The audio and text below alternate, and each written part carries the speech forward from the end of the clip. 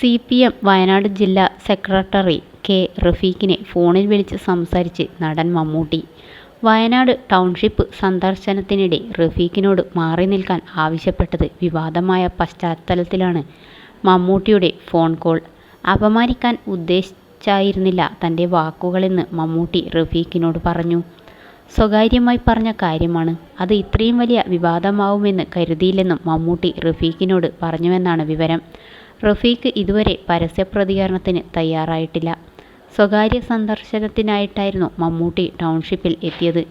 നിർമ്മാതാവ് ആൻഡോ ജോസഫും ഒപ്പമുണ്ടായിരുന്നു. മമ്മൂട്ടി ടൗൺഷിപ്പ് സന്ദർശിക്കാനായി വരുന്നത് തൊട്ടുമുൻപാണ് CPM അഖിലേന്ത്യാ ജനറൽ സെക്രട്ടറി MA ബേബി ടൗൺഷിപ്പിലെത്തി മടങ്ങിയത്.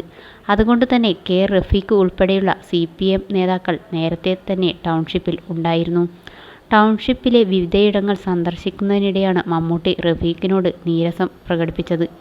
നിങ്ങൾ എപ്പോഴും എൻ്റെയൊപ്പം നടന്നാൽ ഞാൻ നിങ്ങൾക്ക് വേണ്ടി വന്നതാണെന്ന് തെറ്റിദ്ധരിക്കില്ലേ എന്നായിരുന്നു മമ്മൂട്ടിയുടെ ചോദ്യം.